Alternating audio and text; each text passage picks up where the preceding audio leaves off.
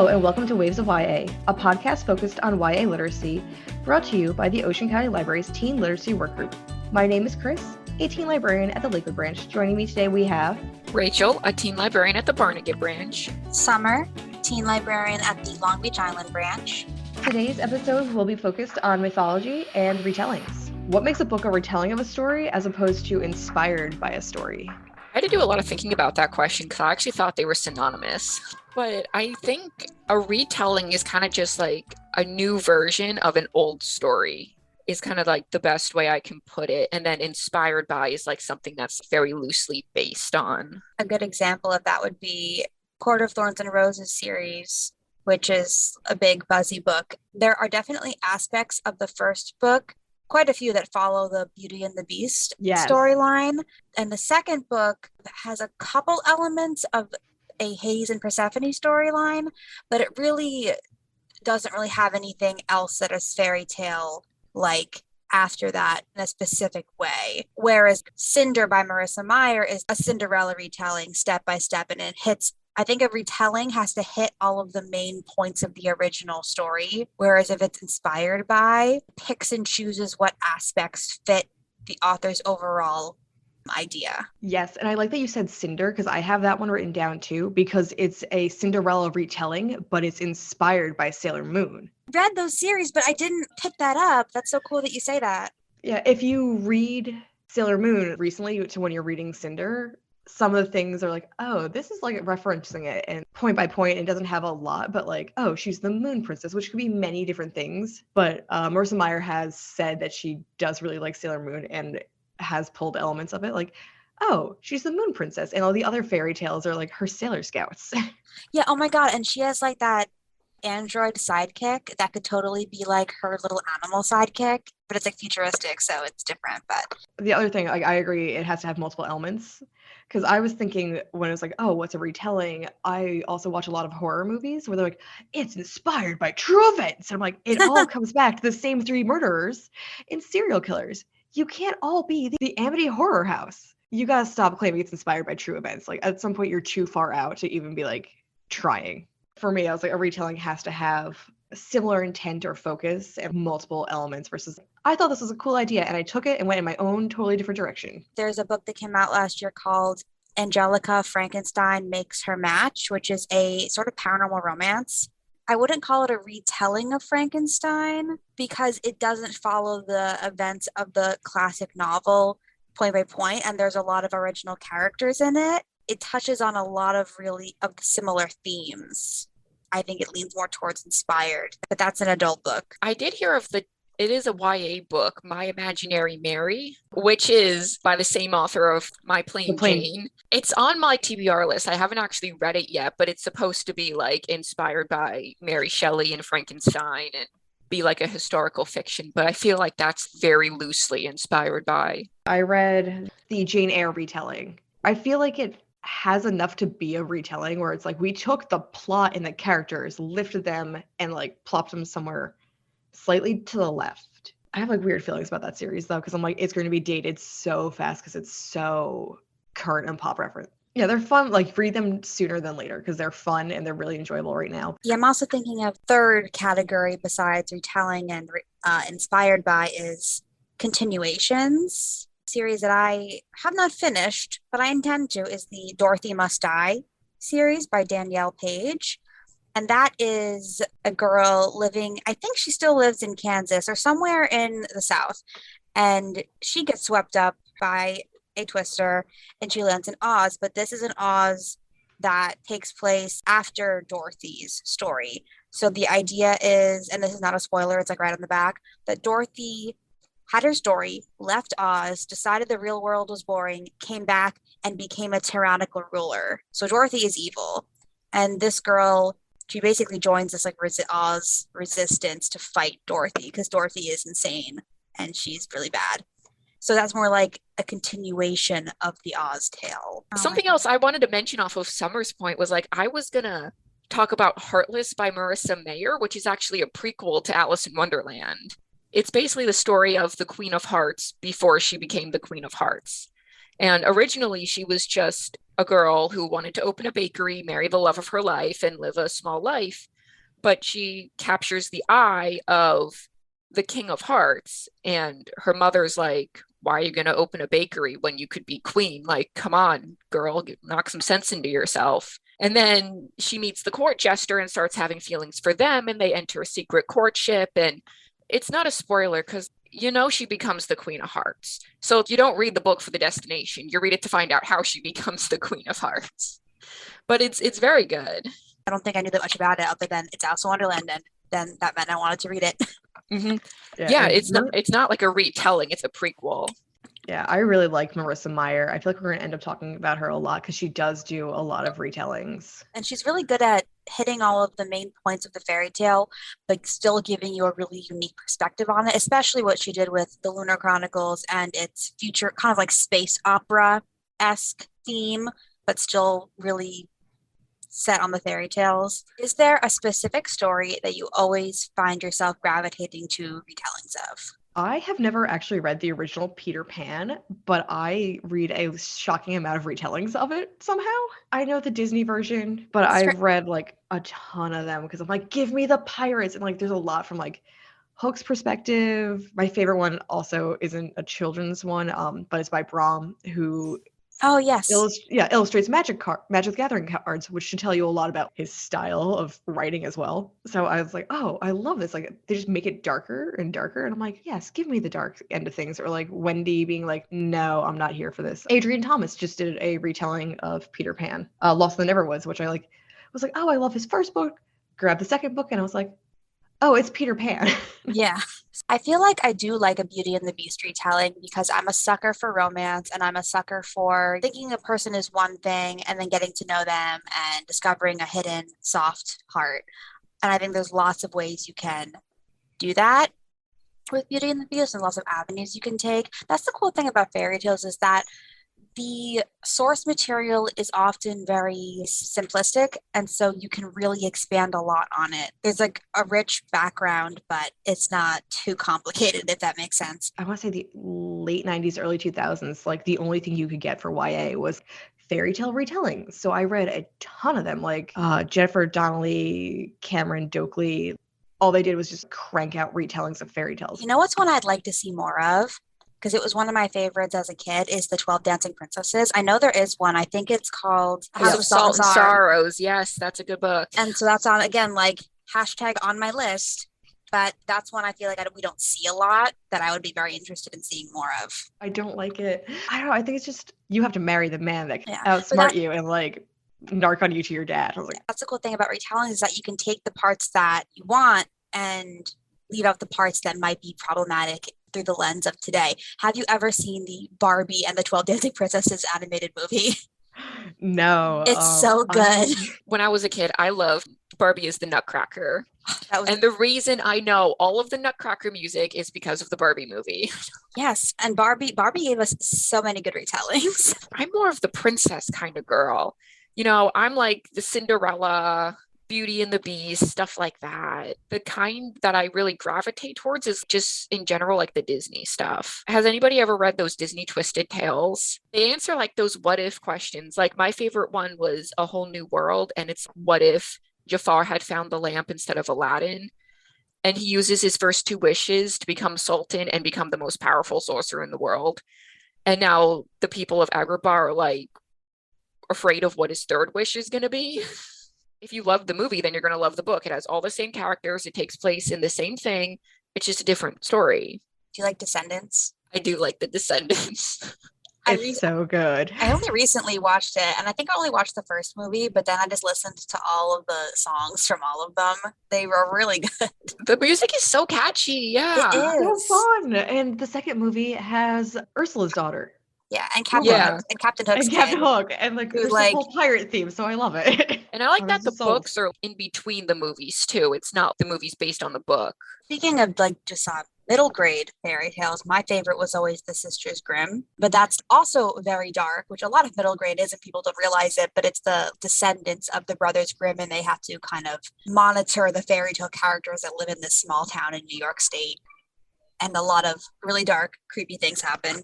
But it doesn't just encompass fairy tales from the Grimm Brothers. It's like all fairy tales, but also nursery rhymes and Shakespeare plays. What about retellings do you find appealing? I like that you can take characters that you either already like and put them into new settings and experiences and make the themes resonate with a current audience and see how changing one thing affects everything else in the story. There's been a recent trend of taking classic literature and making characters queer, which is awesome. Like there's been the multiple different versions of Little Woman where they're like, Joe's a lesbian. The fact that that's like a consistent like adaptation that's been coming out, I'm like, was that your original intent? Because it's pretty consistent. Because Jo is totally a queer woman. She's I'm coded. sorry. I'm not for sure on this, so like definitely do your own research if I'm wrong, but I'm pretty sure there's like diary, and Louisa May Alcott has like diary entries where she talks about her relationship with her gender and being a woman versus having masculine personality traits and all this stuff. And people are like, this was definitely a closeted queer woman living in a time where she couldn't be herself. Yeah, and it's on record that she did not want Jo at the end of the book to get married. She wanted Jo to just be a single author living her life. And have you seen the most recent movie Yes. by Greta Gerwig? Because they put that in there too. Yeah. They pay homage to that, which is really cool. There's a whole series now coming out of classic remixes where one of them is Self-Made Boys, where it's a retelling of The Great Gatsby, where the main protagonist is trans, so it like looks into that. So it's not faking social status. It's like being like, oh, people are going to be like discover that I was like poor and I wasn't rich this whole time. It's like, oh no, people are going to find out I'm trans, and it's the 20s. Yeah, The Great Gatsby came into the public domain recently, and it's sort of like there are so many people who have read that book and made that connection with queerness and the text. So there has to be something there. Another classic retelling that came out it's called 12th Grade Night, and it's a graphic novel retelling of The Twelfth Night by William Shakespeare.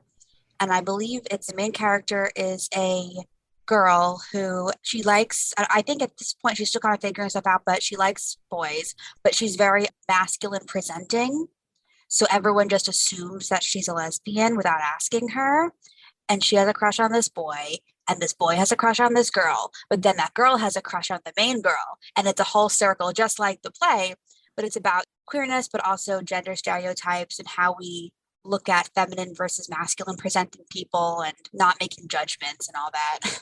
I think what I find appealing about retellings is the time we're little, most of us are aware through osmosis, if nothing else, fairy tales and folk tales from a variety of cultures, depending on where you're at. And so it takes something that we're familiar with and gives it a new spin. And I think there's something comforting about reading something familiar while still not really knowing where it's going to end up. There's a lot of room for exploration. Yeah, I kind of like retellings just for the nostalgia point of it too. You grow up reading all those picture books about Cinderella and the 12 Dancing Princesses and all these fairy tales, and now they have teen books about them. The story doesn't have to be over. It's just a different version of those stories you used to love so much. Like a comfort thing of the story that I love has like grown with me, and I can continue to love it. I'm not sure if this counts as a retelling, but I have it like on my desk right now because I want to read it. I could say it's more like an inspired by. It's called A Million to One, and it is a historical fiction set on the Titanic. And it's about these 4 women. I think they come from all different walks of life. I think one's a thief. I think one's like an acrobat. One is like an heiress. And then there's another one I can't remember, but they're all on the Titanic for different reasons. And because I think a crime happens, like a jewel stolen or something, they all become embroiled in this plot.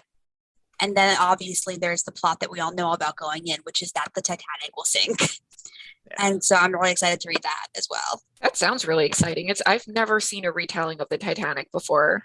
There's a different one, or maybe it's the same one, I just don't remember all the details, where it's a girl that's also an acrobat. That's the luck of her brother. Yes, that's that the one. luck of the Titanic. Also, I want to read. I want to read. I read a Titanic chapter book when I was in school. Like we read it as a class, and that was I remember being one of the few that we read that was selected by our teachers that I didn't dislike. So our last question is, what are your favorite retellings? So we've talked about a bunch of them, but like, are there any that we didn't get to that you want to like spotlight as well? I wanted to spotlight Scavenge the Stars by Tara Sim.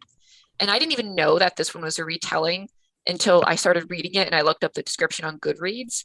It's a gender-swapped retelling of The Count of Monte Cristo, which I feel like is a classic story we don't see enough retellings of. I love The Count of Monte Cristo.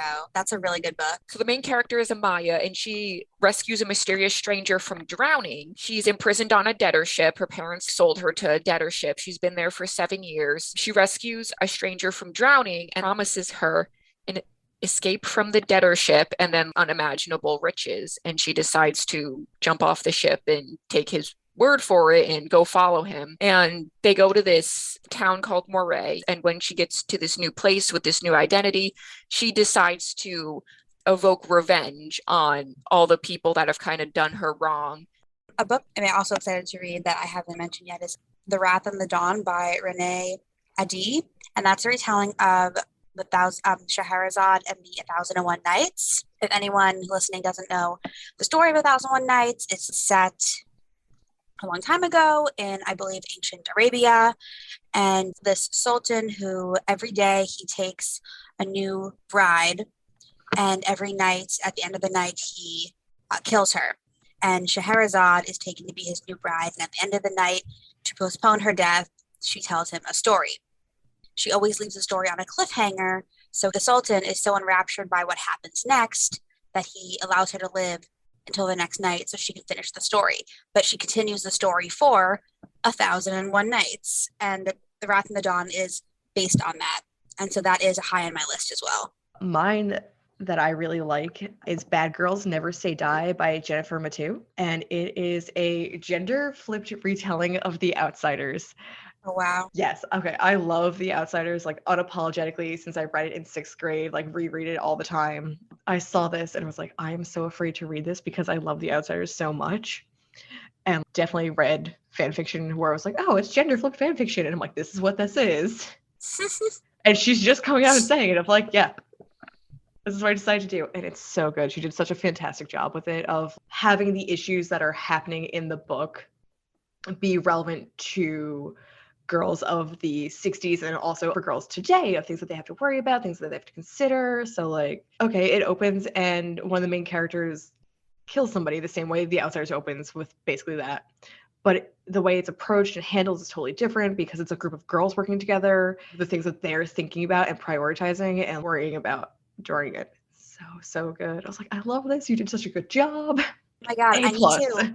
I need to recommend it because my cousin is like the biggest Outsiders fan, and she had this poster of all of them, and it started her love of Rob Lowe when she was young. So I need to recommend that to her. Yeah, it's fantastic, and like I was dying for us to get it, and then we got it, and then I just stared at it for like a week of like, what if it's not good? That's also a really good recommendation for people who are interested in retellings but aren't interested in the fantasy genre.